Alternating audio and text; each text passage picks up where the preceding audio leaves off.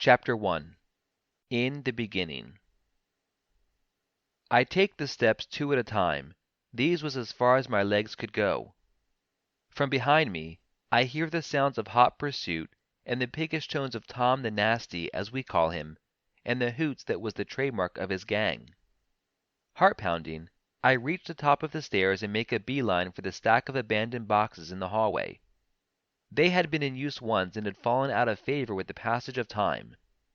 They had been earmarked for disposal by the refuse truck when it came around, and I guess no one had gotten around to moving them downstairs the zillion times since then that the truck had come around. Trembling, I reached the relative safety of the boxes and squeezing through a small gap between it and the wall. I enter my safe place, a fortress as I imagined it to be. To me, it was worth more than the lovely yellow flowers that sprout in spring, or the tinkle that the ice makes as we play with it on ice days at the workshop. Although it could not take the place of a warm plate of chocolate, steaming delicately on a wooden table, with a spoon clutched between my fingers. Oddly enough, that is a memory that comes from a cloudy past, a time before I came into the home for boys, and, oh, my name is David Hunter. At least, that is the name the matron told me I bore, and her word is law around here. I guess she would have no reason to lie, but I am aware, in fact, we are aware of the fact that she is a consummate liar. Over 1,000 stories of legends exist, only a few really, only that they get bolder with each retelling, told by boys in hushed voices at night after lights out. Tales finely woven with just enough yarn, and garnished with enough childish fantasy to capture our imagination. The city we were in, I learnt, was Chicago, and that was what the older boys who knew about many things said it was called. This they claimed to have seen on a thing called a map. What that means, I have no idea. In the truly miserable periods when the older boys became nasty and seized my food, I often wonder where I came from. The matron says I had been dropped at the door of the home in a basket with soft blankets wrapped around me. Attached to it was an envelope which said, "Please keep him safe. Someone will come for him eventually." I was told that years ago, and nobody ever came. Some of the boys were adopted, some were claimed by their families, and others were taken to states for a big-sounding program or the other, but no one ever came for me. I was of a somewhat slight build through these years. Perhaps on the scrawnier side, but this could have been because we rarely had enough to eat throughout the year, except during the holidays and religious festivals when we got a lot of gifts, and the state officials felt satiated enough to send the full allocation to the homes. I remember always being hungry. It became a normal part of my life, a gnawing emptiness that never filled and was perpetually awake. Boys are troublesome enough without hunger being added to the equation, and its presence sometimes made life at the home horrible. I got beat up a lot and had my food seized by ravenous tigers, older boys, ignored and not picked at games because I was too scrawny, and was often compared to a plucked chicken by my mates. We had loads of free time and we spent it on the streets of Chicago, at times with errands to run, most often without the permission and knowledge of the home staff of which we had 3.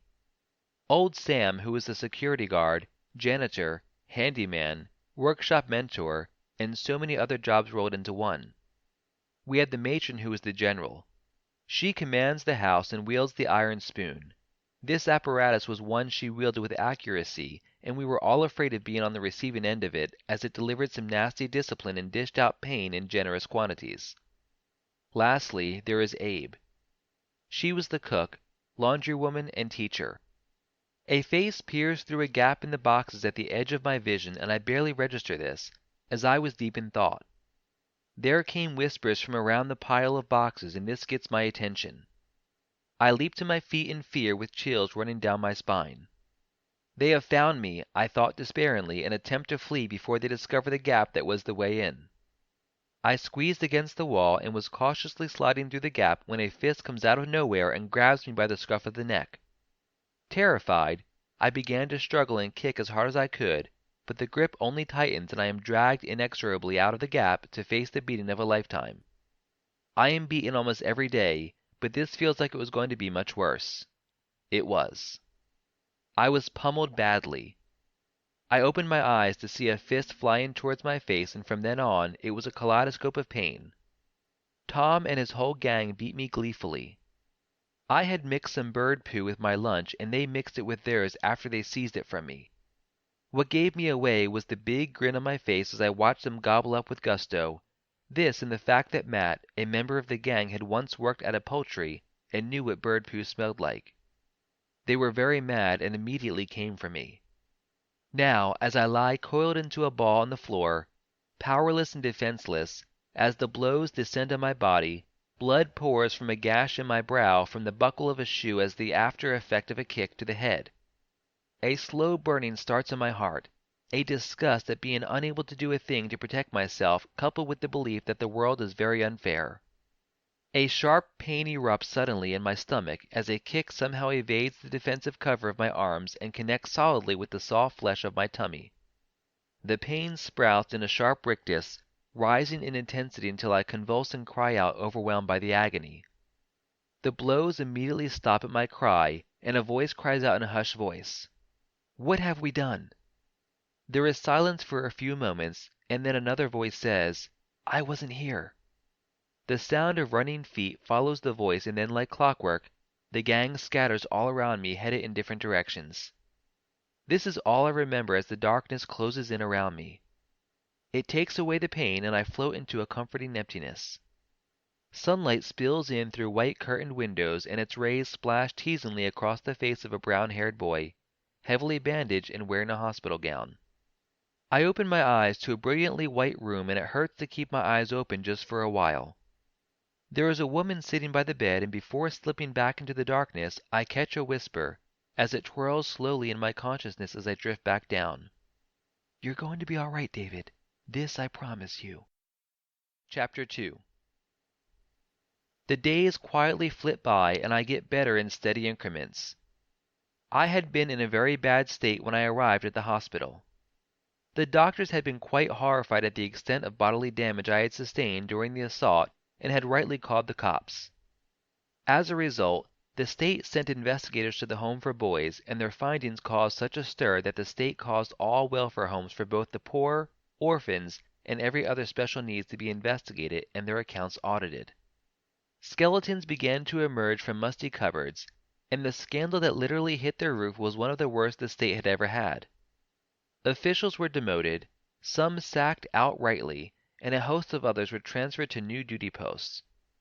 I lay in the intensive care unit all this while, unaware of the tornado my ordeal at the hands of a group of playground bullies had caused. According to the doctor's report, I had 3 heavily bruised ribs, a swollen wrist joint, a mild concussion, and an ankle sprain. My eyes were also almost swollen shut with bruises, and I couldn't see distinctly at all for the first few days. It was on one of those days that I had woken up to my aunt's presence. All I had perceived had been through the bandages my eyes were swaddled in. I had been slipping in and out of consciousness even back then, so all I could see was a ladylike figure in a white room. Her presence at my bedside soon became familiar to me, and her arrival had a soothing effect on me. Instinctively, on a subliminal level, I recognized someone who genuinely cared for me and thought of me as family.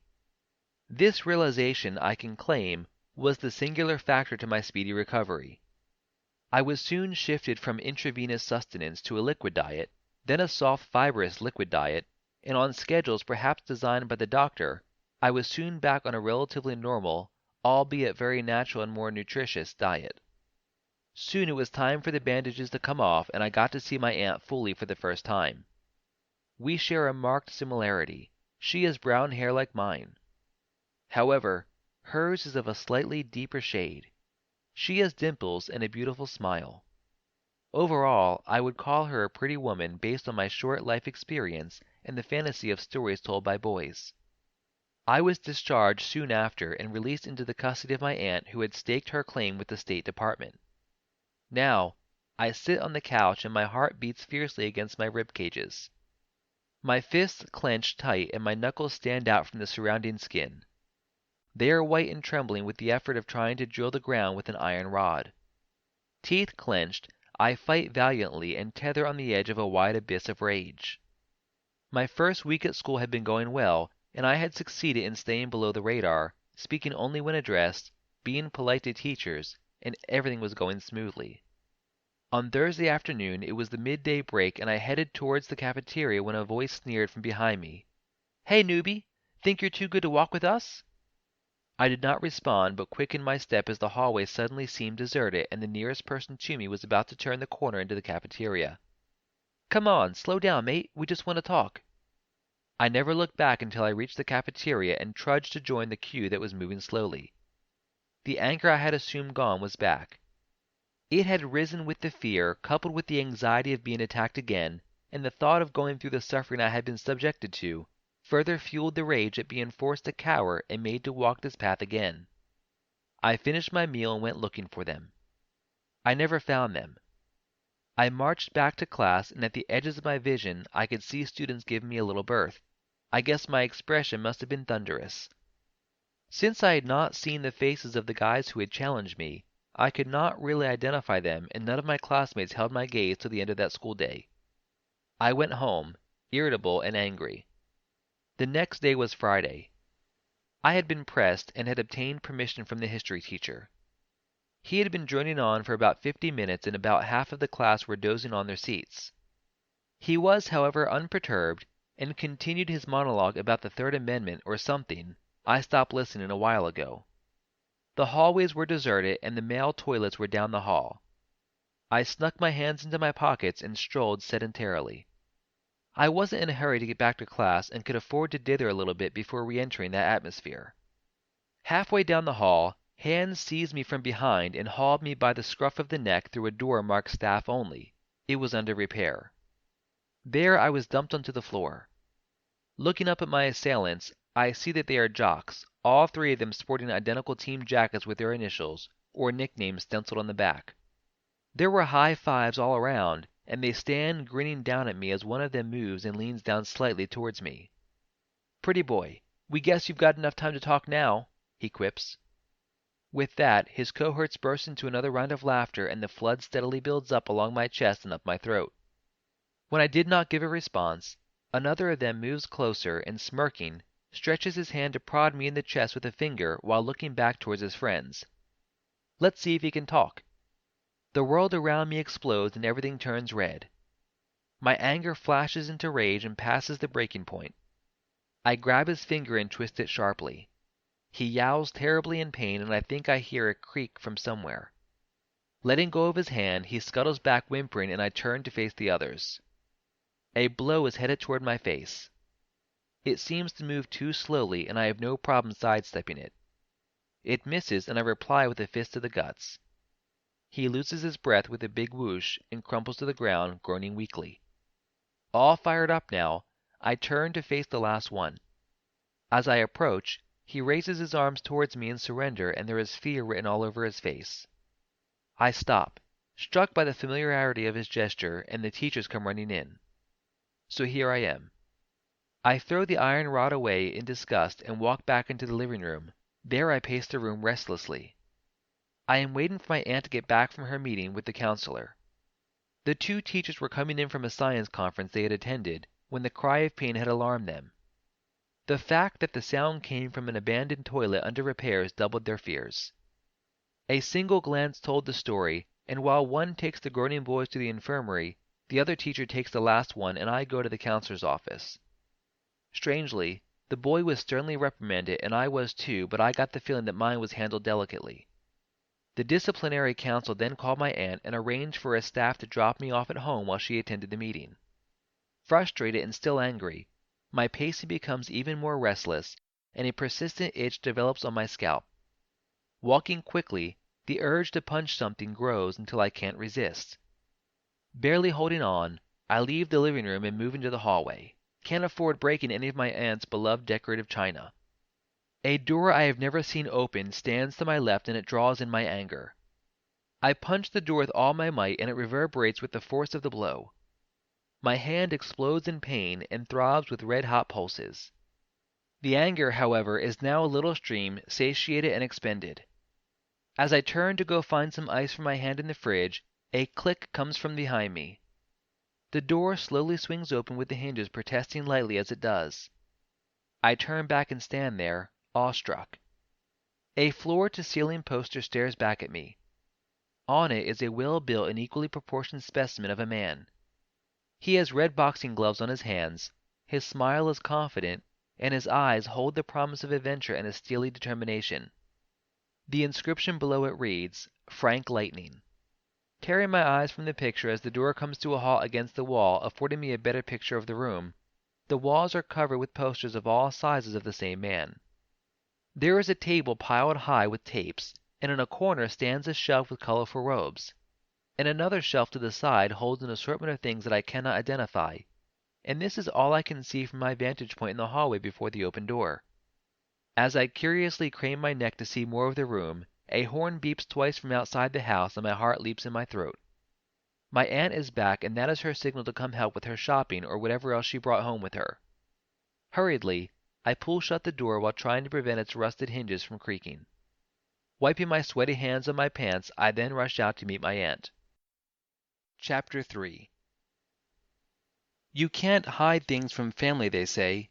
I guess I should have known that this would ring true. My aunt made no mention of the meeting at my school. She warmly replied to my greeting, and her behavior was not in any way changed as we went through the motions of the evening routine, preparing dinner, checking the bills, arranging the laundry, and doing the chores that accompanied our arrival at home after a busy weekday. The moment I had been dreading did come, but it was not totally as I expected. I was sitting on the sofa in the living room with a writing board on my lap, trying to do some school assignments, when she called me from the hallway. "David, come over here." Her tone was strange. It had an odd quality to it, and seemed to catch, but this I reasoned with only part of my mind, while the major part quaked silently as I stood, and putting the writing board to the side, walked towards her gingerly like a man that's about to be slain. Her next words catch me by surprise, and for a few moments I stand with literally one foot in the air and my mouth open like a fish, wondering how on earth she had gotten to know. The statement was phrased like a question, but sounded more like a statement of fact. "You opened this door." Eventually, I find my voice and reply. "Yes, I did." It was not intentional, though, and I punched the door accidentally. At my reply, her eyebrows rose a fraction, and I had the grace to look away, at anything but her. "You were angry, weren't you?" she asked quietly, with concern etching her voice, and I nod in acquiescence. She considers me for a few moments, and then sighing, pushes upon the door. "You might as well come in and meet him, since you have already seen him," she says as she enters the room with her skirt swishing gently behind her. With trembling legs and an increasing pulse, I step into the room. "My husband Frank was a fighter," she says, as she gently traces the contours of the poster I had seen earlier with the tips of her fingers. "He was one of the best. I lost him some years ago, and since then there has been no one to use his stuff, and I packed them in here." Turning to me, I can see tears glistening in her eyes. "You're all I have, and family must stick together.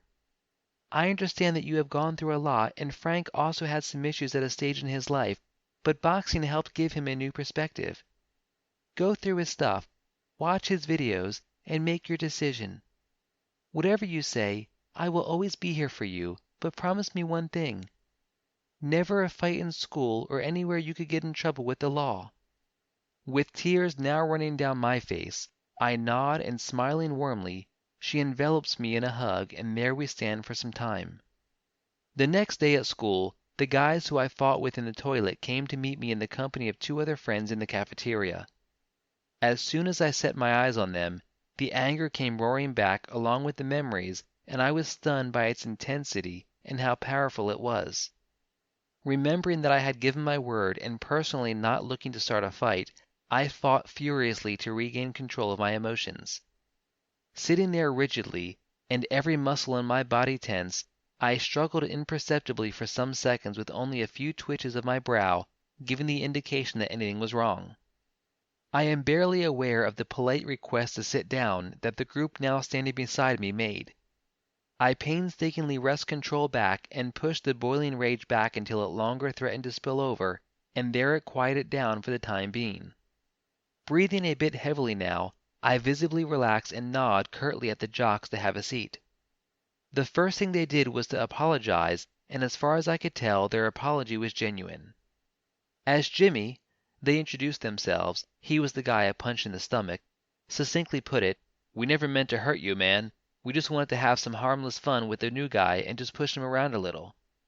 There was no way we could have guessed that you were sensitive to such things and have had horrible experiences. We are sorry for all you have gone through and the little we might have added to it." I nod and reply, "It's okay. No hard feelings. Just don't come on people too strongly. You cannot know how they might react or what they have been through, and bullying, even if it's just for the fun of it, is also wrong." A cloud visibly lifts from their faces, bodies, and postures. I had not noticed how tense they were, too, not until that point. I am guessing someone at the counselor's office probably told them my story. We soon got to talking, and they introduced themselves. I soon found out that we had quite a few things in common, and I enjoyed the company, been getting tired of being lonely and eating alone. My days soon took on something of a regular pattern. Getting back from school, I would eat and then rush to the boxing room, that's what I now call it, to watch the tapes of my uncle's moves, and before long, I was mimicking his every move while imagining what it was like to be in his shoes. Most times, I would study the large poster, studying every line and definition of his muscles, and imagining what it was like to punch someone with such power and force. Along with these thoughts came the storm that was my anger and the almost irresistible urge to punch or break something. It was born at the idea of the unfairness of life, the parents I never knew, the home I never had, the experiences I endured, and the amazing uncle I never met. On some days, the pressure was so great that I would slip on a pair of gloves and proceed to hammer the bag hung in a corner of the room. Some would call it a punching bag, but I didn't know what it was called. It was on one of such evenings that my aunt peeped into the room and caught sight of the venom-laden blows I was gifting the punching bag. She didn't try to get my attention, but brought up the issue at dinner that night. "How would you like to start training professionally to be a boxer? It would be a great help to you and help you become a better person." I nod enthusiastically in reply, and the matter was settled. My aunt arrived from work very early the next day, just a few minutes after I arrived from school. After getting into the car with her, we soon arrived at a modest gym which was a considerable distance from the house. As soon as we enter, the smell of canvas, plastic, and sweat hits me, and the combination is organic. My aunt leaves me to go find someone, and I look around. There are equipment of every size and shape whose function I could not fathom, and countless punching bags. These also differed in sizes, and some were arranged one after the other in a form. "Hello, you must be David. I am Mark, and I was your uncle's trainer. Your aunt here has told me about you, and she says you might just be as good as he was. So, boy, you ready?" At first glance, he is muscular, impressively so, with a wide chest and nice biceps, but his smile is open and welcoming. His eyes also twinkle with mirth, unconsciously, and I relax and reflect on what he has said. "This here is real. It involves hard work, determination, consideration, empathy, yes, empathy, perseverance, and the greatest of all is faith and never dying belief. So what do you say?" He completes while stretching his hand out towards me. I stretch out my hand and clasp his proffered hand, and his grip is strong, but he makes sure it doesn't hurt me. He pats me on the shoulder as I stand beside him, then pulling me by the arm, he begins to show me around the gym. A quiet feeling floats up in my heart, and it rings true as I walk through the gym behind Mark. I am home, and it feels like home. Chapter 4. Mark must have been pushing close to 50. Heck, he could even have been years older than that. My guess was based on a rough estimation of his looks, and boy was I wrong. A few days after I began training with Mark at the gym, a couple of old geezers came by the gym. Pardon the pun, but they were very wrinkled, almost ancient. From the greetings, it was clear to me that they were highly regarded by everyone at the gym. So imagine my shock when about 3 of them addressed Mark as old pal, with peculiar hugs and special greeting styles that characterize old friends. They chat amiably for some time before Mark beckons to me from where I've been running on a spot. Yeah, he calls it cooling down. As I approach them, I catch the tail end of their conversation. He is a kid I just took on. You know I retired, but Marge, Frank's sweetie, convinced me that he has it, and since I was bored of doing nothing, and my kids have been badgering to come down to New Orleans, here, he visibly shudders and the others shake their head in sympathy. He is about to continue when I reach them dripping in sweat from head to toe. Hadn't even guessed I could ever sweat this much. Oh, meet David, everyone, he says, and I accept proffered handshakes from all. None of them seem to mind my sweaty palms and the moisture covering my hands. They all grasp my hand and somewhat manfully. One of them points in my book. I learnt they mostly had been boxers and trainers who had known my uncle. They had trained and worked their careers during his era, and all had glowing recollections of his bouts and how he was in the ring. "He was real lightning to watch," one called Paul says. "He earned that name by ending about 7 consecutive bouts within the first 20 seconds. He would knock out his opponent within that time, and they would not make the countdown. Can you just imagine the power of the blows that it took to achieve that, and all in the first round, where stamina and strength are considered full and at optimal levels?" They leave soon after, but their words never fade, and my heart swells with big dreams, but as the saying goes, if wishes were horses. I was now at the stage of discovering new muscles in places I did not know I could feel pain in. I must admit to having been surprised and then shocked. On the second day after I met Mark, I had been anticipating a whirlwind sort of training, delving into fight patterns, tricks, and insights into the world of boxing. Well, that was exactly what happened if you look at it from the opposite spectrum. I spent that day at a logging station hoisting planks in almost all shapes and sizes of wood, except perhaps the biggest that were handled with machinery. A small comfort should probably be the fact that he worked as I worked and was still cool and dry by the time I was puffing and huffing at midday.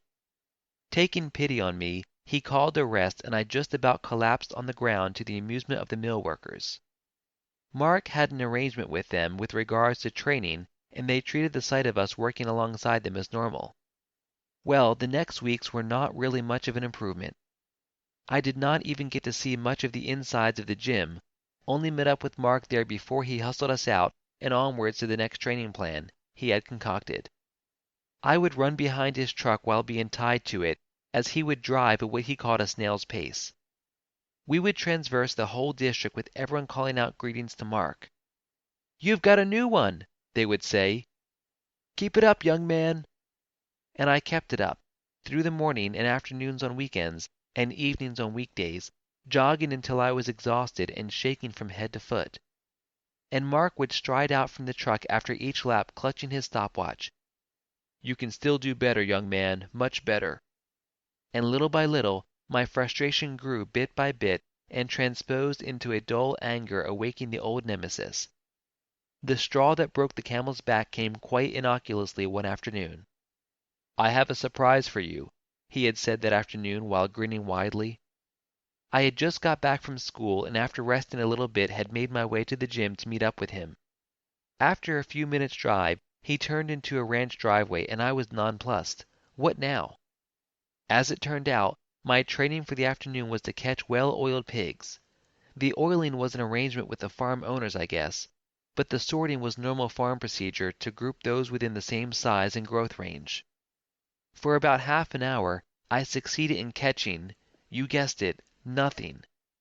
In relation, the farm hands caught about 20 pigs each.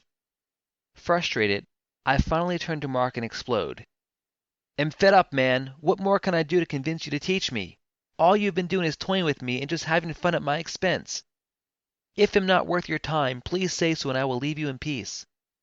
I finished in a towering rage and shaking with emotion. He laughs in response, and I stare at him in consternation and disbelief. Wiping his eyes, he finally replies, "Been waiting for you to show some spirit and backbone. You sounded almost like your uncle, and that is the spark I have been waiting for." Seeing that I was still mad, he raises his hands in a placating gesture. "I know all we have been doing doesn't really seem like much, but I assure you that our training has not been just for the fun of it. Each one was picked to strengthen a particular area. The jogging is designed to strengthen your joints, increase your stamina and energy. The sawmill to give you raw strength and power while building up your muscle density and padding, which helps absorb blows. This pig farm is to improve your reflexes, reaction time, and heighten your awareness. Drawing me closer, he holds me at arm's length and says, I see great potential in you and gave you my word to be your trainer. That I don't take lightly. You have shown all that I require and even more, so now we will begin the next phase of your training starting at the gym tomorrow. The atmosphere in the gym the next day was palpable. I could literally feel the energy zapping through the air. There was an air of expectation and everyone greeted me with a nod and a smile. Good luck, kid, they all said in one way or the other, and as I made my way from the locker room into the gym proper, I soon saw why. Mark had a small stage set up, and a board with records was the centerpiece. Each of these records covered a particular part of the gym facility, set by boxers who used the equipment, and a small banner to the side, pronounced me as Davy challenging the existing records. Naturally, I was freaked out, but Mark soon had me grounded with a few words. This is what you want to do. Smashing these is along the path to achieving your dreams, and even if you don't, we will know where you are and where we need to work on in getting you ready for your first fight. I nod and steel myself. The first was a punching bag on a slider. The force of a punch should propel it along the rail ruler. As I face it, the anger comes willing and I let go of control, open the floodgates, and out it poured. I smash my fist into the bag and it squeaks down the slide with the force of the blow. There are excited murmurs as the measurements are taken and some whispers float up to me. He is quite strong for his age. It was a record, but only for my weight grade. I was nowhere near the gym record for the sheer power of a blow. The next was the treadmill, and here I shattered all records, setting new sprint records, long distance records, and the staggered lap records. Mark grins at me like a Cheshire cat from his seat near the boxing ring when the results were announced. Speed boxing was next, and it involves consistently punching a spring leg punching ball hanging from the roof that rebounds with every blow. My hands began aching long before I could no longer continue, so that record is safe for now. Throughout the rest of the afternoon, I am tested with and put through a wide range of equipment I cannot describe and break only a couple more records. As I limp up the stairs that night, Mark calls after me. You are ready for your first fight, mate. Although we are keeping small, it's just an indoor gym bout with one of the established guys. It is fixed for next Saturday. Then, making a turn in the street, he zooms off. And I limp up the rest of the stairs with a widely skipping heart and fire coursing through my veins. Yeah, bring it on. Chapter 5. I sit very still, muscles tight and back ramrod straight. I hardly move at all. Even the ones taken to breathe are hardly noticeable. An observer from a neutral perspective would be forgiven for thinking I was a mannequin. The class is silent as the teacher collects the sheets for the test and he then leaves the class. The anger is back and along with it comes a feeling of insecurity and shaky nerves. The cause, my first fight is tomorrow and I am freaking out. My relationship with my classmates has changed over the past months as I train with Mark. I learned confidence, patience, perseverance, and a host of other virtues from him. He would sit me down about 3 times a week after our training sessions, and we would have long discussions, which I enjoyed and soon began actively looking forward to. He became a sort of uncle figure for me, and I got to ask a lot of questions I had previously been unable to ask my aunt, especially those about girls and the feelings I sometimes had. Come on, it's true, don't roll your eyes. Unconsciously, my appearance improved. I now paid more attention to what I wore and how my hair looked. One of Mark's favorite saying was, to be respected, you have to first look respectable. I no longer looked so scrawny and soon had soft, rounded developments proportionally all over my body. When at first I noticed especially those on my stomach called packs, I was bubbling over to show Mark, and he just shook his head and pulling his shirt up, showed me his. I was totally floored and was hit with the realization that I had quite a long way to go. My improved appearance and much relaxed expression must have made me more approachable, as I soon began receiving smiles in the hallways, which I tentatively returned. I was pleasantly surprised when on an afternoon I was invited to join a group of friends at their table in the cafeteria. Much later, they confided in me that unlike before when I was withdrawn, coiled tight, head lowered and not wishing to be approached, I was now open, head raised, alert and likable. Hearing this did much for my confidence, and I told Mark, who was pleased at how well I was adapting. However, there was one thing that did not change. All it did was become dull during periods and then flare when I was provoked. Although I was able to keep from lashing out on several occasions and keep a tight lid on things, I was still as volatile as ever. As the days went by and my first fight draws closer, I become touchy, anxious, and sometimes border on the edge of panic, and as all situations too close to fire are prone to do, I soon burst into flames. I had arrived that morning to find that my combination lock had been tampered with and some notes had been stolen. This fueled a dull anger that did not abate till the class test later in the day. My anger increased as the test we did was based on the stolen note. I was unable to revise, and all I had to go with was a shady recollection. As soon as the teacher left the class, I hurriedly stood and left the class to get some fresh air and clear my head. Well, let's just say I never had the opportunity. I turn around a corner and descend the stairs. Turning left, I spy sudden movement from the edges of my vision and turn to see two figures struggling with a slight figure between them as they disappear down a dark corner. Running swiftly, I turn the corner and enter an abandoned classroom, and there, two guys had a third pinned against the wall, and one held his hands up while the others rained blows on him. I literally see red, having been in such situations as this. My rage frightens even me. Roaring in fury, I charge at them, and taking one look at me, they both blanch and drop the little guy. Guess my face must have been quite thunderous. Licking their lips, they both stand shoulder to shoulder as I charge them within a split second. Time slows down to a crawl. Everything moves slowly, and little movements seem stretched out. At the last second, one of the guys attempts to bolt, and without thinking, I stretch out a foot, trip him, and he crashes to the floor. The other then squares up to me. He swings, and I sidestep his wild swing. It's totally lacking power, its trajectory is wide, and it pushes him off balance. He somehow manages to right himself and sends out a left hook. Smiling wickedly now, I dodge into the curve of his arms, and his entire torso is left unprotected before me, ripe and ready for some punishment. As in a replay, Mark's words come to mind as my punch travels through the air. Don't overly commit, but switch your weight from the left to right foot, transferring power up from your toes, through your torso, up your shoulders, and into your arms. Your whole body follows through, and you readjust as you connect, on your toes and ready to dart away from the next. I let out a breath as my blows land, a quick left-right combination placed below the ribs on a soft wad of muscles. I didn't want to cause serious damage, just a little bruising as lesson. I do not know my own strength, as despite pulling the blows, the guy cries out in pain and crumples to the ground, groaning deeply and clutching his side as I stand there, with ears ringing, and time speeds up again. A little while later, I leave the counselor's office.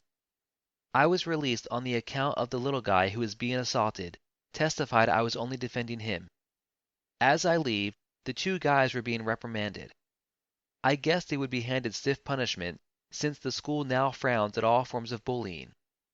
Despite the exhilaration I feel, my anger does not dissipate, and it instead solidifies into a dense cloud, heavy and dark.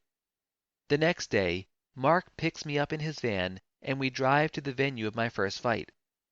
Although he claims it was just a little thing, the venue is a popular one, and I was billed to fight before the main event of the night. Mark took me through a couple of warm-ups, and then I have my gloves bandaged on, and I am outfitted in my full gear for inspection by the match official, who also tells us the rules. Then, it was on to sitting in the dressing room while other matches went on. I have a bad case of jitters, and soon the lights over the doors turn green, and it is pulled open from behind, and the door sentry says, "It is time." Mark hands me my robe, and I belt it around my waist. He pats me on the back and says, "I believe in you. This is what you have been waiting for. Focus and concentrate." We walk through a muted hallway, and suddenly come out through a doorway and into an arena emblazoned with lights.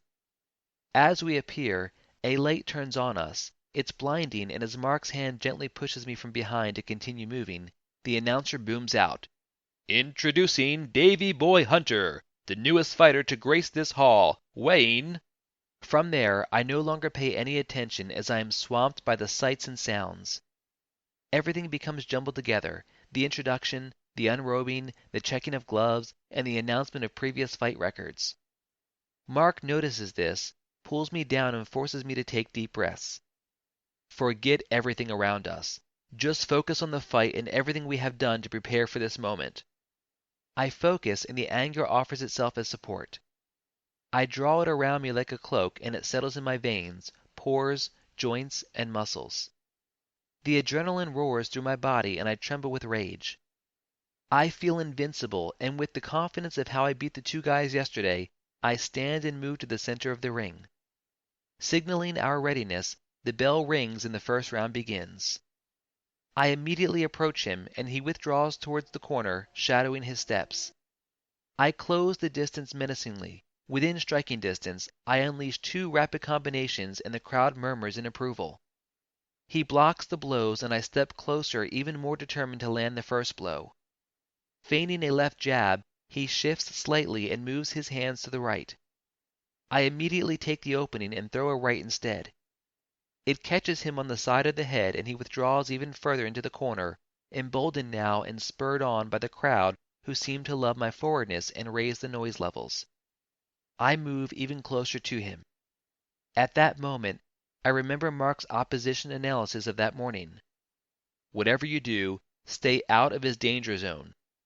He lures his opponents to come closer and then springs the trap. He has a devastating right hand which is very fast. As I start to move back, in sudden realization, I hear Mark's low shout, "Get out! Watch out!" The blow comes out of nowhere, and stars burst to life in a beautiful rainbow of colors all along my vision. I see the other blow coming and raise my hand to block, but my response is slow and the blow lands on my face. A hot and virulent ringing ensues around my ears, and my head feels strangely light. Dimly, I hear the lines of a famous song and the sounds of sheep bleating, and then everything goes dark, and the last thing I remember is resting on a soft material. It's completely white and very comfortable. Chapter 6. I sit by the window. From my position, I can see the traffic on the street, the people as they hurry home after the day's work, the happy cries of children playing with the water faucet at the corner, and delightful smells drift in from the diner across the street. All this my mind dimly registers as we sit in one of the little offices in the gym complex. "How are you feeling?" Mark asks me quietly. How am I feeling? I think to myself, I feel horrible. It's been 2 days since my disastrous... Better not to think of that now. Anyhow, it's been 2 days, and I feel terrible and look just as bad. The left side of my face was first a bright red, and then it got swollen and slightly puffy. As of now, the puffiness and swelling are not too noticeable, but the area is purplish black. "Am fine, I guess," I reply. "What really happened to end? I can't remember." Mark understands my half-spoken statement and exactly what I am asking. Leaning forward, he replies, "Well, I guess now is a good time as any to analyze what went wrong. I loved your forwardness in the fight. It showed you were willing to take the fight to him, and it's a nice trait to have. However, you failed to exercise restraint. You got carried away by the mood of the crowd, threw caution to the wind, failed to remember instructions, and were too eager to force proceedings. You then moved into his danger zone and exposed yourself to his deadly right hand. He hit you with a sharp left and then his trademark right hook. To be fair to him, he was sporting enough to realize you were out of it with his second and refrained from following up with more blows. You, my friend, are a class act. You wavered for a few moments after his second, and I began nursing hopes that you would shake it off. However, your eyes rolled up, your knees buckled, and down to the canvas you crashed. You never even moved at all during the countdown, and the fight was declared a victory for him by knockout. We got to you soon after. We, meaning me, the medical team, our pals from the gym, and your aunt who was unable to attend. Quite naturally, we were concerned about you being seriously hurt. But as it turned out after tests, you weren't. Just some bruising which were treated, and you woke soon after, a little bit groggy, and you know what happened from then on. We sit quietly as the day wears on, and soon Mark says, "We should get going. It's getting pretty late." And we leave the gym.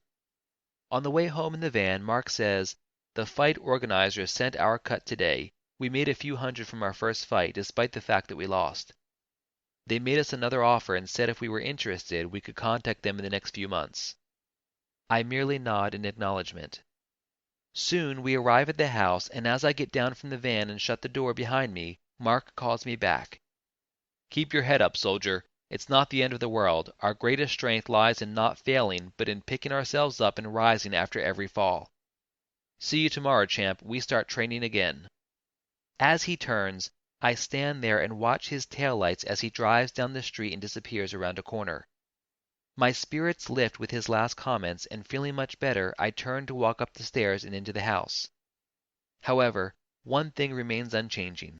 The anger has now metamorphosed into red-hot rage. It strains as it bounds, and I keep it caged effortlessly. I now had something to prove and a purpose for which it could be employed. For the ensuing weeks, Mark and I returned to basics, and he called in old pals who suggested friends and family for consideration as members of my team. Soon, Tim came in as my glover, and he is reputed for custom-made gloves that fit perfectly and match the fighter's preference. He was retired but was convinced by his uncle to join the team as a hobby. Mark had a cousin, Drew, who was a physio, and after brief talks, he came around one afternoon.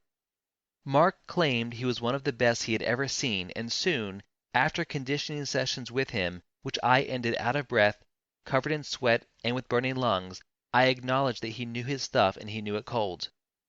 Disturbed at the number of people who I now worked with, I called Mark aside one afternoon for a conversation. "I am not too convinced by the number of people I now have to work with. I was satisfied with only you and didn't complain. I don't understand why we need a team of coaches." Nodding in understanding, he replies with a smile while putting an arm around my shoulders. "Every man should know his limitations, what he is good at, and the places he is gifted in. Everyone should have the courage to acknowledge the places where others are better. This is what I have done. Although I have showed you the basics of everything, the guys are specialists in their aspects and are far better teachers at it than I am as a result. Don't worry, just listen to all they say and add it to what you know." The last guy to join us was Mitch. He is muscular and specializes in shadow boxing, blow patterns, blow consistency, and a host of other stuff.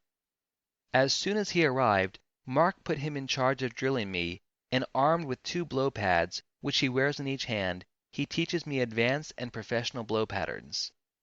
About a month later, Mark finally gives in to my entreaties for us to accept the fight offer, and we are billed to fight a guy who, although was a relatively new arrival in the boxing scene, already had a record of 7 knockouts and 2 wins by unanimous decision. I returned to training with new vigor and painstakingly sharpened my rage to a gleaming point, horned for the fight. The day arrives and we leave for the fight venue. It's the same venue, the only difference being that given the low number of fights slated for that month, we are the main event. We go through and the sights and sounds do not faze me as it had done earlier. I am focused and Mark picks up on this. He sends me in with just a remark. "Watch out and move. Use what you have learned."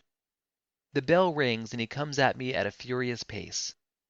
I block the blows as they come thick and fast. Gradually, step by step, I give up ground until I am forced almost to the ropes with nowhere left to go. Concentrating hard, I study his blows and discover a pattern. There is a pause between his second left-right combination and I exploited this. Twisting slightly for leverage, I unleash a venomous right to his midriff and he stumbles slightly, his rhythm interrupted. Warming up now, I weave to the left and then to the right as he releases short jabs and then reply with a left hook that he scrambles away from. He then cautiously shifts back and a light of grudging respect comes into his eyes. This goes straight to my head and causes me to make a fatal mistake. The rage comes boiling up, it licks at its bounds with molten lava, and I let them collapse. Adrenaline rushes through my muscles and I grin maniacally as I approach him. I feel invincible. Utilizing my longer reach, I stay out of his danger zone and begin pummeling him with short jabs, side feints, and when he leaves his midriff exposed, I unleash solid blows on it. I concentrate and utilize a right-left combination which forces him to shift, and he drops his hands for a split second. Smelling blood, I unleash direct shots at his head, and as they connect, the crowd roars with approval. I forget to watch for his hands and my own vulnerability. As I follow through a particularly nasty right hook to the side of his head, his right connects with my jaw and my neck snaps painfully with the force of the blow. Disoriented and not seeing too clearly, I attempt to beat a hasty retreat and shift right into a wicked left hook. The world shudders and then turns into a thin pinprick of light. A drone zooms by overhead, and then everything goes black. Chapter 7. I sit on the bench. The garden is deserted. Flowers are scattered here and there. A little fountain gurgles quietly into the afternoon, and the air is crisp, sharp, and tinged with scents. The weather is pleasant, warm, and the slight breeze ruffles my hair, caresses my jacket, and tugs playfully at my jacket. Through all this, the sadness does not dissipate. It is born of deep-seated gloom, a sense of shame and bleak defeat that all I had been through had been for nothing. At that, the old rage stirs. All I do is give it a glance and it deflates for now. I am tired of being angry and too far gone to care about what had made me angry in the first place. Mark approaches from between the arch and the gardens and walks over to where I sit. We are at his friend's mansion in the country, and we came over here for the weekend. It's been 2 weeks since the disaster that had been my second fight, and since then things have not been the same. I have stopped talking to anyone, ate only about once a day, which got my aunt pretty upset, and although I managed to write my final exams, I can assure you there has been no whisper of a thought carrying the tale of a valedictory ceremony. Mark came to see me a couple of times, and on these occasions he would sit in my room with me, sometimes for hours, just sitting in silence, either reading a book or just being normal. His silence was comfortable, and his presence calming.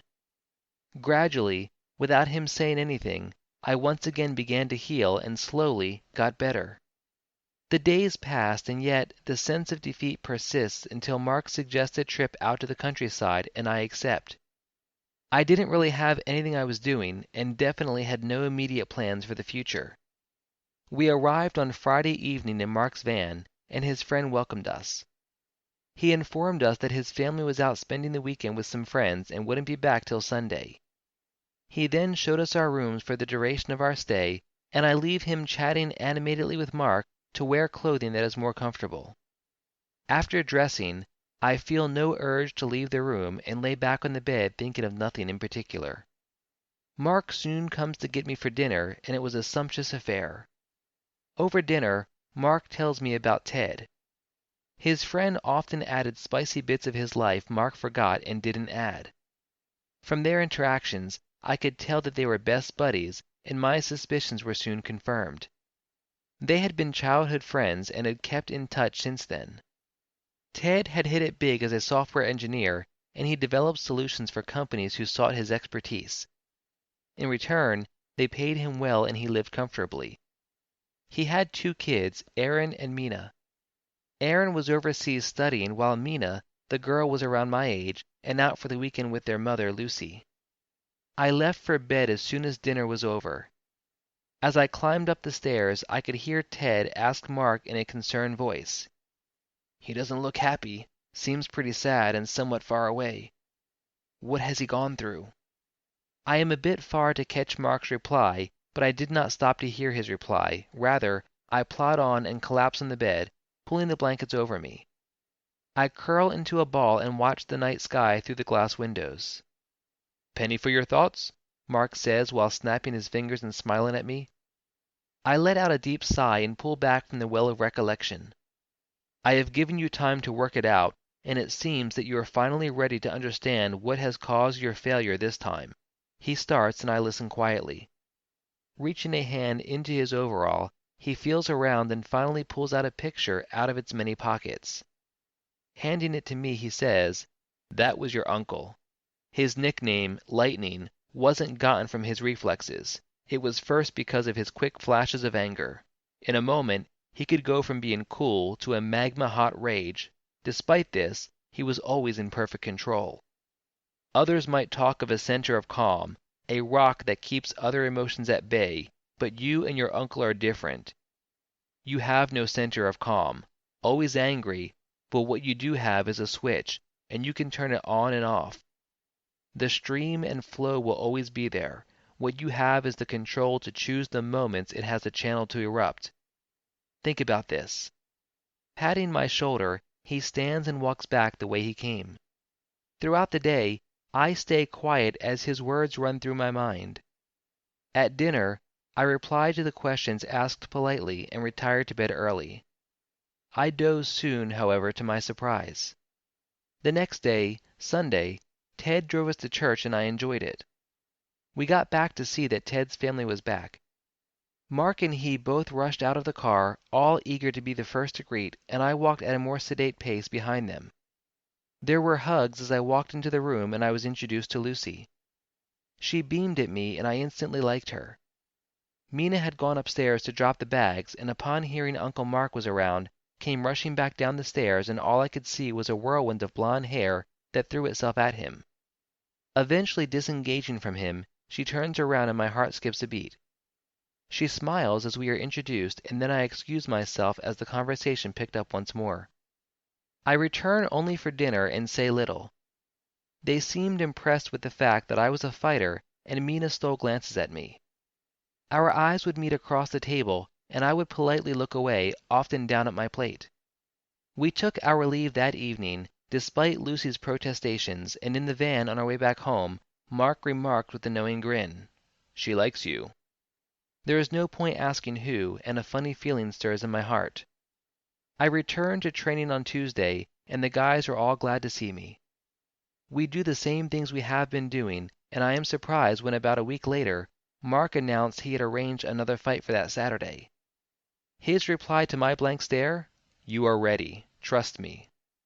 It's the same venue, the same procedure, and the same officials, but still things were different. First, the mocking smirk on my opponent's face. Second, the crowd didn't chant my name at all. I couldn't hear even a whisper, and I felt nothing. Absolutely nothing. No fear, no anxiety, nothing. Mark didn't say a word. He and the crew prepared me as usual and left the ring after giving me pats on the back. Ranger Ox smiles at me through his headgear. He has won 7 fights by straight knockouts and 14 others by unanimous decision. Why Mark picked him I could not fathom, but he grins wolfishly at me as the bell for the first round rings and homes in on me, like a shark scenting blood. For the first time in forever, time slows down and everything slows to a walk. All I do is grin and shift on a spot. He unloads a punch with his right, and I calmly step into the curve of his arm. His eyes widen fractionally, and then growling, he comes even closer and sends in his trademark left hook come upward slash. It passes through the space I was in, he stumbles a bit off balance, and the world slows to a complete crawl. Now my turn. I whisper quietly and begin the dance of blood and sweat. His momentum still has him reeling forward, and as he comes forward in the delayed time of the void, I unleash a 4-2 combination on both sides of his face. His breath rushes out in a single whoosh, and I step closer as he staggers back, aiming for his body with a 1-2 combination. He groans as they land, twisting, and I push from the tip of my toes, up through my thighs, my chest, and finally, the anger roars out and I bend it to my will, and it molds easily into a white-hot, molten bubble that hardens my muscles. I connect with an upward jab which lands beside his temple. His feet leaves the ground for the fraction of a second, and he crashes to the floor, still and unmoving. The bout lasted for all of 36 seconds, and the crowd went mad with excitement. The announcer doesn't stop booming out in a baritone voice. "Did you see that? What a blow! Oh my!" Chapter 8. A big smile suffuses my face as the countdown begins and the crowd roars in expectation as the numbers increase and he lays unmoving. Mark winks at me from beside the ring and the crowd explodes as the countdown ends. The referee waves his hands and the bell rings to signify the end of the fight. The team all jump in. Tim, Drew, and Mitch, on reaching me, heft me up on their shoulders and begin leading chants of "Boy Hunter" in retrospection. I should have guessed that it would catch on. The arena revs up another octave and goosebumps break out all over my skin. It is an awesome feeling and I feel much bigger than I actually am. Looking around, a memory comes flowing up from the streams of time. It is a memory of a big poster with my uncle who had given birth to my dreams and on whose shoulders I hoped to see the future. I grin as I spot my aunt in the crowd. Her seat is directly beside the ring, and I suspect Mike probably had something to do with that. But after further consideration, I begin to think otherwise. She is the wife of a legend, after all, and had walked in these circles perhaps long before even I was born. She is indeed one very influential aunt, as I myself can attest. The next moments all stand out very clear in my memories. The announcement of the winner, which I was of course, and the sportsmanship hug that was after the medical team had attended to Larry, my opponent. He was groggy at first, and not too steady on his feet, but he recovered after a while enough to congratulate me and shared some words. "Nice going, kid. I don't think I should call you that, however," he adds with a smile. "Seeing that you knocked me out cold, that is a testament to your ability and points to the fact that you are going far, and for that I am not embarrassed. I see that they have taken to calling you kid," he says while inclining his head slightly in the direction of the crowd. I smile in reply. The accusing fingers lead to my team, and he smiles even more widely. "Then you have them to thank. Having a nickname such as Kid suggests someone who is small and easily overcomes, attributes that don't come to mind when considering you. You will go far, friend, and many would be surprised by you." His words, though delivered briefly and in a very short span, prove to be true. Mark wakes me up early the next day by dousing me with a cold bowl of water. I yelp as I jump out of bed, and he doubles over in laughter at my reaction. I grumble as he continues chuckling, and when he recovers enough he says, "Morning, sleepyhead. If you assumed you would have a day off, perhaps even a week to celebrate your victory, well, you thought wrong. The hard work begins now. The champ never stops, and if you hope to be one, every minute that goes by must do so with an improvement in your skill and ability." I wince and squint as he proceeds to switch on every light bulb in my room. I never knew there were so many. He hustles me out of the house in about 5 minutes, and my aunt has a smile on her face as she comes to lock the door behind us. She is still in her night robe, and I guess she will head back to bed. I mumble as we head towards Mark's truck. He still has the grin on his face, and I get more suspicious. I am about to enter when he stops me with a hand to my midriff. "Tie this around your waist," he says with a wink, holding out a rope, and I comply wondering. Moving to the back of the truck, he attaches the rope to it and comes back around. "You will run with the truck till we reach the gym." "Oh, come on, man!" I exclaim in consternation, and he grins at me. "You want to say something?" I grumble in reply, and he laughs out in reply, "I thought so." Then he starts the truck, and I jog behind it to the gym. This sets the pace for the following weeks, and my training routine actually gets more concentrated. The focus now shifts more on areas concerning style, skill, endurance, technique, and power. The sessions are now structured so that each member of the team takes a specialized section, and then there are 2 general sections. Invitations for a fight had been pouring in since the last one, and Mark had said we should be patient and not rush in picking my next opponent. After some consideration, we decide on Tiger Rue. He has earned a reputation for being a pound-for-pound fighter, and since I had yet to face someone of that style, It was decided it would be the next step in the right direction for my career. We studied tapes of his recent bouts and analyzed the majority of his bouts. He is a danger in close quarters, and once he was within range, unleashed blows that were often deadly. However, a weakness we noticed was that although he had an amazing engine and reached a peak in every round, he tires easily and could not sustain his attacks. These relative periods of calm were what we banked on. All I just had to do was endure his period of intense attacks. Mina, along with her mother, were in town and came around to visit Mark. They tactfully somehow left us in the house to go visit some friends, as Mark put it with a twinkle in his eye. I was a perfect gentleman, and Mark had taught me to be extremely polite to ladies, as fighters were perceived not to be so due to their reputation of being unruly. I got to know her better, and we had quite a nice time chatting. I served us some refreshments from Mark's fridge, and we were munching contentedly when Mark and Lucy got back. I found myself wishing she didn't have to leave, and she somehow managed to steal a kiss on my cheek as they took a leave. Mark caught this with his sharp eyes, and I turned beet red as he smothered his laugh. All indication he gave after they left was a cheeky wink, and that was all. She gave me her number, though. The day of the fight came, and I was confident but not cocky and pretty relaxed, an emotion I was surprised to feel. The fanfare and lights no longer faze me, and I patiently wait for the fight to begin.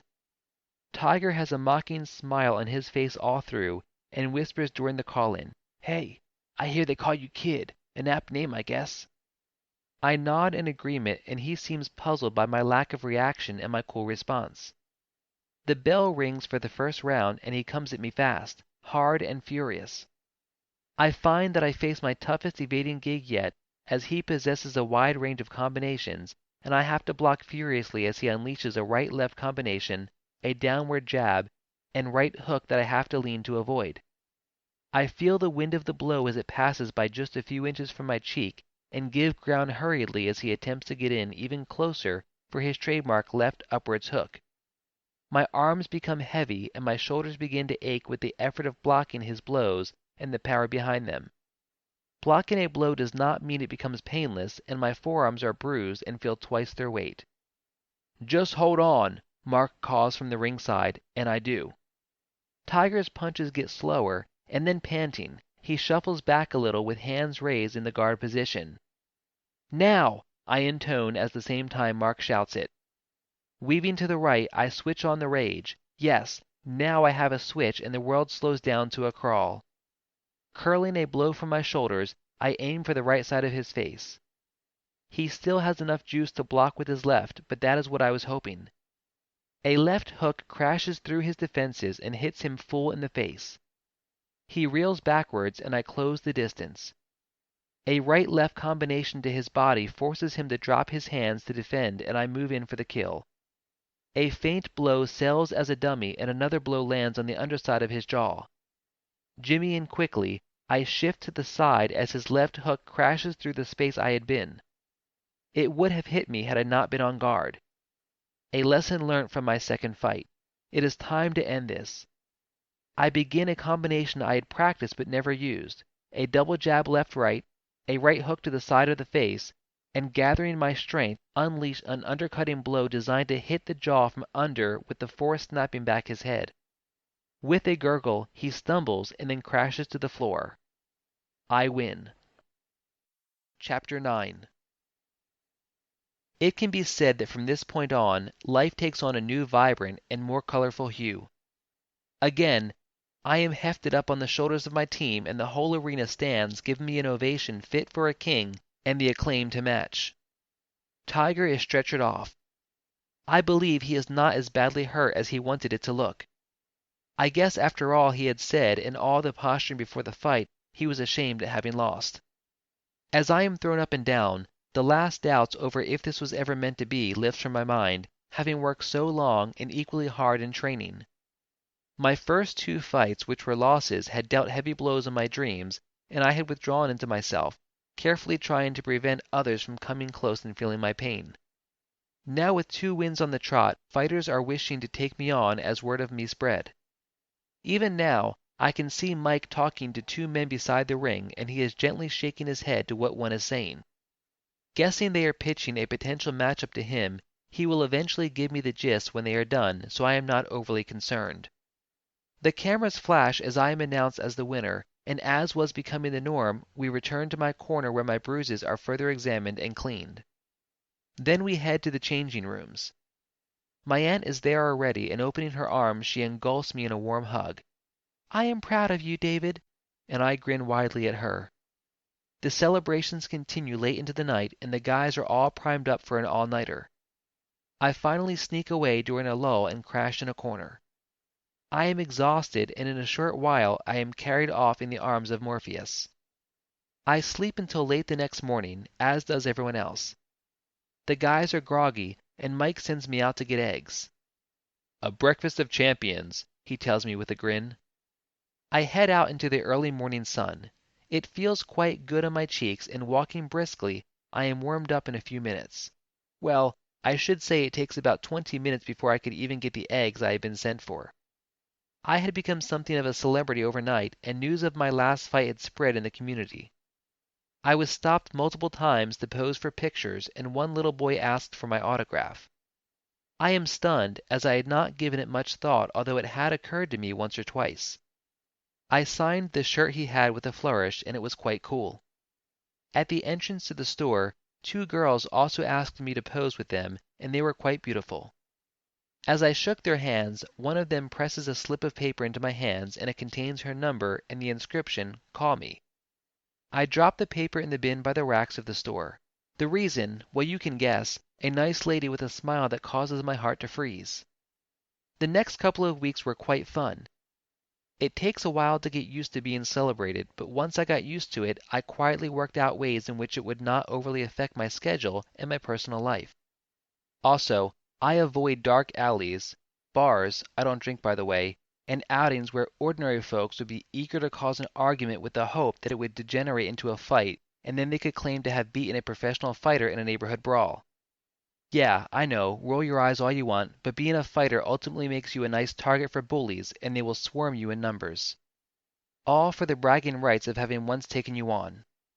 My aunt advises me not to forget my education and advancing further, perhaps going to college. Doing that gives an edge, and you will feel an accomplishment and a pride in yourself while doing it. All you have to do is pick a course you love and apply yourself while managing your fighting career. Her advice sounds very good, and upon further consultations with Mike, we agreed that going to college would be a priority. I begin studying for the entrance exams while also training. My schedule is readjusted accordingly, and I still have free time where I can just relax or go visit friends.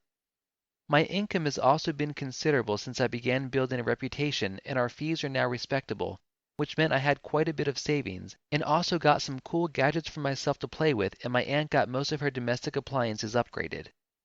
My next fight is a ranking fight, meaning it carried points, and winning meant a position on the table of ranked challengers to the title. This gave me extra impetus, not that I really needed it. The fight was not as easy as the earlier ones. Mint, as he is called, was much taller than I was, and so had a considerable arm-length advantage. I was forced to constantly duck his blows while attempting to get in close, and I was pounded as a result. We went at it for 7 long bouts, and in the 8th I utilized a strategy that Mark and I had developed. It involved acting more tired and worn out than usual while favoring a hand as if we're weaker. Mint took the bait and left his side unprotected. He moved in much closer with the thought that he only had to protect the side. Grinning, I blocked his first jabs, and ducking under a roundhouse swing, I unleash a left-right twister to his body, and then proceed to pound his face with my reserves. He falls, and I win by knockout. And so I beat my opponents one after the other, each with differing styles and some with almost no identifiable weakness, but I found a way. And so I move up in the rankings, getting closer to challenging the title holder with every win I had under my belt. I keep winning until I am 3rd in the rankings and just a fight and an opponent away from challenging for the title. However, the opponent I have to face is formidable and has a fearsome reputation. His name alone strikes a chord in the hearts of all who hear it, and to me it serves as a warning that he would be the biggest challenge I would ever face until date. He is known as Danger Bull. Chapter 10. It was not all work, though. Despite the fight coming up, Mike had passed to me a sense of perspective. At times, we are guilty as humans of concentrating on a single point to the exclusion of all other things. It could be a job or project on which we have our hopes and efforts pinned, but this singular focus eventually makes us lose sight of friends, family, and we forget to smile, to laugh at ourselves, forget it's okay to cry in pain, see failure as weakness, and not the lesson that it's meant to be. Mike taught me perhaps the most important thing in our sessions. Boxing is a beautiful thing, brutal but still worthy of respect, but at the end it should not become your life. It should not take the place of your dreams. It adds color to your life and will give you some of your happiest memories, but never forget once in a while to stand and admire the flowers in the meadow, smell the cold breeze after a rain, watch the laughter of a babe, and make friends all around you. Never stop living. I follow his advice and his lead. We never stop living. Several weekends in a row we would go visit friends, and I always looked forward to our visits to Mike's pal Ted. I got to spend time with Mina, and we would sneak away in the afternoons. Not sneak, everyone knew where we were, to the garden and would sit on the bench there discussing for hours. We often found many things to talk about, and I soon found myself looking forward to our talks. I had been a perfect gentleman since we met, and even Mike had told me quite slyly that Ted told him that Lucy was suitably impressed with my conduct. I looked quizzically at him, but he only grinned and remarked, "Ladies can be quite confusing." He clamped his mouth shut after that, and no amount of glares on my part would make him budge. At our departure on Sunday, during the usual hugs and cheerful goodbyes, I hung back a little awkwardly after Mina had hugged Mike. Lucy gave me a push on my back that sent me hurling towards her. "Come on, at least give her a hug." Well, I tentatively opened my arms and was pleasantly surprised when she flew into them. "I will miss you. Come back soon," she whispers into my ears, and I nod. Then she pecks me on the lips and I turn beet red. Mirthful sounds come from all of us, and Mike says in an aside to me, "About time." My head is in the clouds through the drive home and the rest of that day. My training actually double and then triple as the ranking fight with Danger Bull draws closer. We analyze tapes of his previous fights, watch his style and combinations and wait for it, but found no tangible weakness. He is a well-rounded fighter, having enough of everything and adapting his style to fit his opponent. He is worth every inch the position he occupies as the second-rated fighter in the category. You will have to think on your feet for this one, Dave. Be wary. Don't stress and tire yourself out. Pace yourself and conserve your energy where possible. This might go the full 12 rounds, Mike tells me as we pull into the rotunda, called the House of Champions. It has seen a host of iconic fights and represents the next stage of my career. We go through the pre-fight warm-up and regulatory procedures. Mike picks an anthem for me. It sounds quite cool as we walk up to the ring. The arena is massive, sits thousands of fans, and a detached part of my mind studies it as we climb into the ring. The crew all crowd around me fitting my gear, and Mike kneels in front of me. "Do as we have taught you. Be fearless yet wary, deadly and calculating, slippery and tough." "Oh, come on," I groan. "What's with the play on words?" He grins at me. "I know. Still sounds great, right? Not too goofy?" And I smile back at him. "Go get him," he says, pulling me to my feet as the referee signals for the fight to begin. Bull and I exchange acknowledging nods, and the bell rings to signal the start of the bout. The first moments instantly confirm our pre-fight analysis. I am facing an intelligent opponent. He is not too close in and not too far away. He stays just at the edges of my reach and able to dart away from my exploratory jabs. We circle around each other slowly, exchanging jabs to gauge weaknesses and watching for any slight lowering of guard. The crowd soon becomes restless with the slow pace at which the fight is progressing and soon begin to chant, "Fight! Fight! Fight!" Even the commentators get in on the action, and Bull slowly smiles as the noise level reaches a crescendo and he explodes forward in a windmill of blows. I block furiously as he forces me to give ground, and I am pushed back toward the ropes. He increases his speed still, and a blow slips through my defenses. My head snaps back with the impact, and the world wobbles slightly. I am disoriented, and a roundhouse to the body knocks out whatever air I had left in my lungs. The bell rings and the crowd groans in disappointment. I head towards my corner and am about sitting down when an arm stops me. "This is mine, pal. Yours is the other side." Looking around, I am in Bull's corner and trudge across to mine amidst whistles from the crowd. A splash of cold water and pats soon bring me to full alertness. "Keep it together," Mike urges me fiercely. "He is faster than you. Keep that in mind, and find a way to land your blows without getting severely damaged." The bell sounds for the next bout, and we go at it again. This time, I dart left and right, evading and watching for a chance, and it comes. To throw his left hook, he shifts to his right foot to stabilize his center of gravity, and there is a point when his right cannot cover for the space left, and then I strike. Phasing forward, I curl a left fist, which he blocks. It's a combination, however, and the right hook crashes into his jaw. He staggers backwards, and I follow up with my double combinations. He gives ground and then replies with blows of his own. I shift left and right, twisting to get away. A blow catches my left eye and it swells.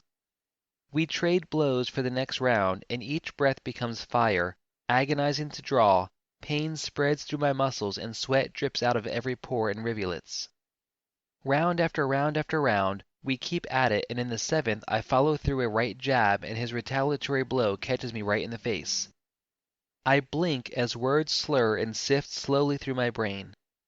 4, 5, 6. Adrenaline races through my body. I exhibit an acrobatic no-handstand Mike had taught me to use in such situations, and the crowd roars as I waver slightly but remain on my feet. The referee confirms my condition and signals for the fight to continue. "That was a close one," Mike says as he mops my brow. "You have to end it, Dave. Knock him out. You can't win with points. He has landed more valuable hits on you." I watch as he comes closer, and a memory swims up from the depths.